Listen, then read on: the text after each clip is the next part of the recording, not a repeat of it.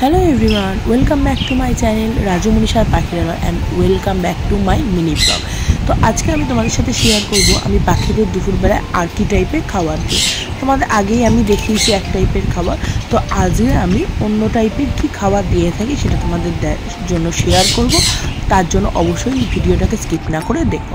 প্রথমে রয়েছে ডালিয়া, তার সাথে অবশ্যই রয়েছে কলমি শাক। কলমি শাক পাখিদের খুব ফেভারিট খাবার, তো আমি ডালিয়া দিয়ে কলমি শাক করে নিয়েছি এবং তার সাথে রয়েছে অবশ্যই ছোলা, যেটা ওয়ান অফ ফেভারিট খাবার তাদের। তার সাথে রয়েছে সবুজ কালারের যে ডালটা হয় না সেটা, তার সাথে রয়েছে আপেল, পেয়ারা এবং অবশ্যই বেদানা। তো আজকে এই হচ্ছে আমার ছানাপোনাদের খাবার।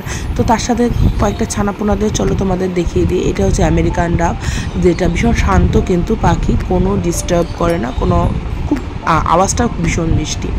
তো এরা আর আমার লাভ বার্ড, যারা খুব সুন্দরভাবে একে অপরের সাথে রয়েছে।